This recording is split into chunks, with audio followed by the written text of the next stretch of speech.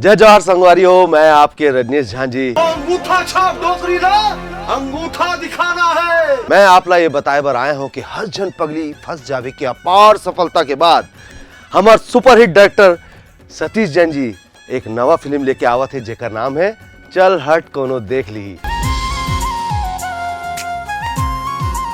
13 मई की फिल्म आवत है, आप मन जरूर देखू और अपन मया दुलार दुहू। का सानो है, अच्छा अच्छा के तेल निकल जाते। ये चुनाव में तोर खिलाफ मैं खड़े हूँ और देखता ते चुनाव कैसे जीत। और हाँ, ये फिल्म के गाना एवीएम गाना म्यूजिक चैनल यूट्यूब में आवत है। जब भी तोला देखो टोरी मोर मुहुले सिटी बाजे।